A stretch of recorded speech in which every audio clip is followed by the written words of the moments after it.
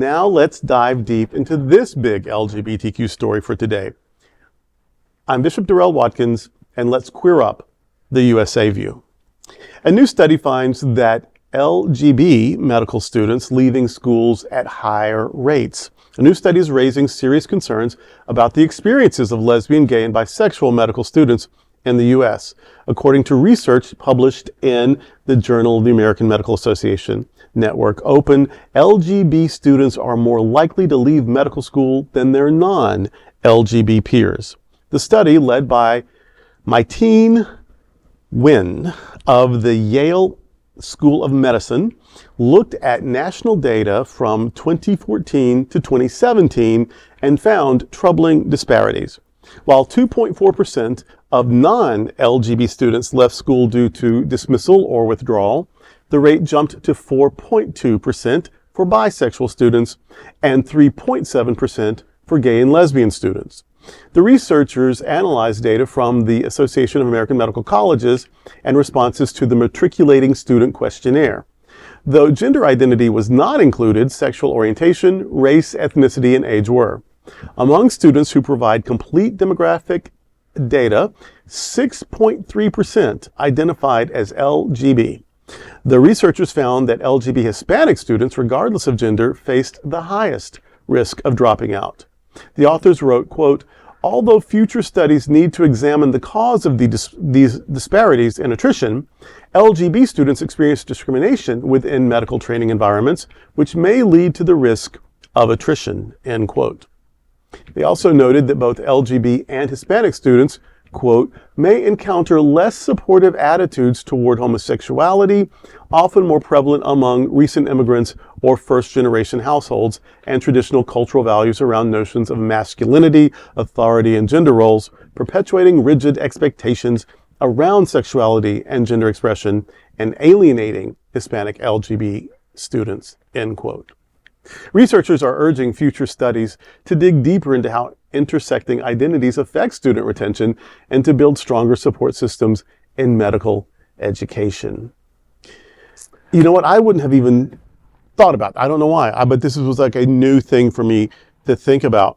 Because, you think medical school, that's science. First of all, it's super smart people and it's science, and you just don't expect, but they come from families and and a lot of times they're young themselves. And so it makes sense now that I don't know why I hadn't thought about it before, but we need queer doctors. Mm-hmm. Those of us in the queer community have unique issues, especially if you are from my age. If you live to be my age, you have special issues. 39? Yes, 39. 30, I'm a mature 39. Because if you, when I was 39, actually when I was 29, we didn't have people my age. Yeah. We had lost a generation of men, really. And so if you have been living for decades, there was a time when you were happy to live for months. If you've been living for decades with HIV, if you are the first generation of gay men to be experiencing colon health issues and prostate health issues, because before AIDS, a lot of the testing wasn't done for those kinds of things. Yeah. And then when there was testing, nobody lived long enough to, for it to be middle-age issues. So we are unique now, 40, 50, 60, 70-year-old men who are still alive. We have all the old age stuff, all the middle age stuff, all the sexual stuff. And so we need people to understand that. We don't feel judged or ignored. So we need queer doctors, and of course, let alone trans issues. I mean, that's a whole different, what I mean? So we need queer doctors. So it is upsetting that queer medical students are having trouble getting through because we need queer doctors. Well, I'll tell you, when I have been in the hospital, like I've had gay hospital medical staff or personnel, like, come to me and like reassure me that I'm going to be okay. And it does mean a lot. But this doesn't surprise me.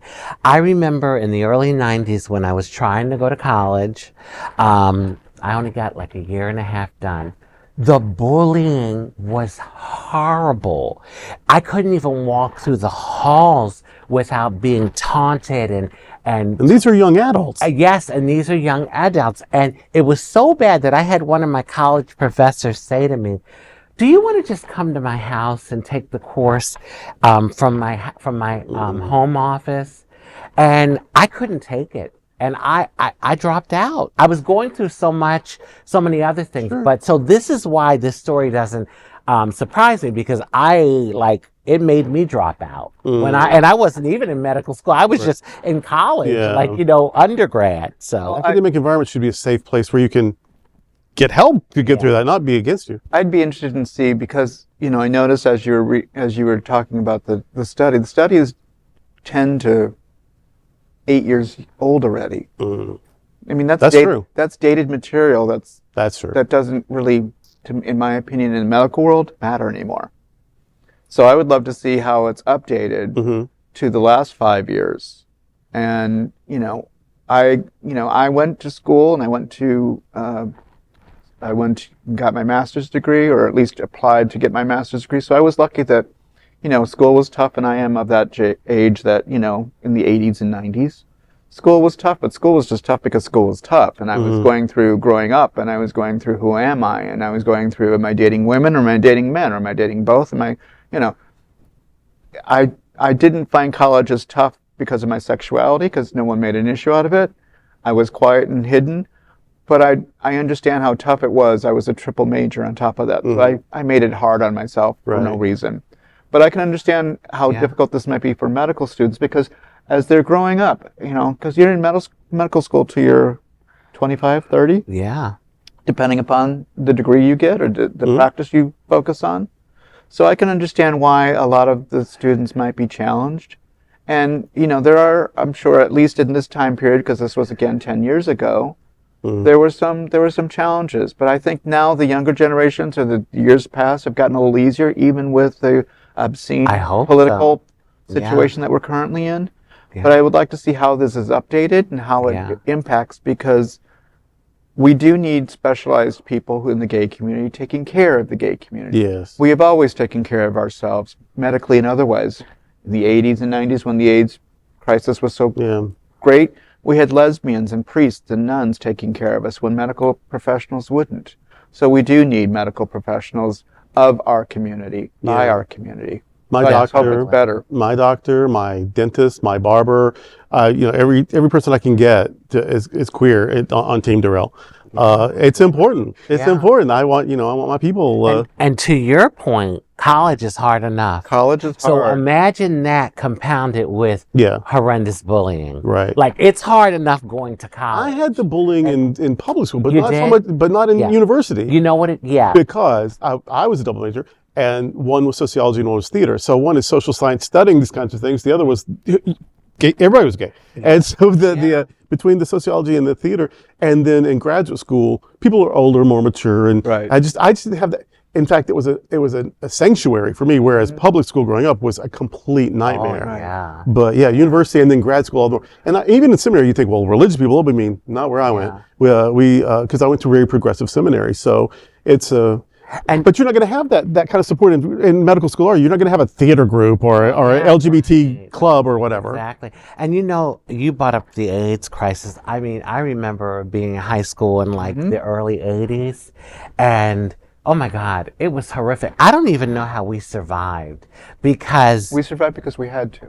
Yeah, we're a resilient people, and a lot of people didn't. But a lot of people were dropping like flies. And to this very point, or this very topic, it might have been better if we had more medical LGBTQ people at the time for us. My first HIV doctor was gay. Thank God. Oh, that was good. I mean, because I was terrified. He kept me from being. During the examination, he'd rub my tummy. You can do that now. I'll see these issues. But he would rub my tummy, just so I'd feel touched and connected and not scared. It was like a mother almost. He called me personally. Maybe he just liked bears. Well, I was skinny in those days. But he called me personally. Didn't have a nurse. He called me personally with results. The minute my things were better, he himself called me, told me things were better. It contributed to maybe my survival. We need queer doctors. So we do. Queer people who made it through medical school, thank you, bless you, we love you. And queer people in medical school, please try to hang on, because we need you. We do. We need you.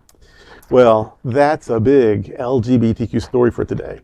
There's no other queer nonprofit media platform like this in the entire world. Support our LGBTQ stories by subscribing and sharing Queer News Tonight.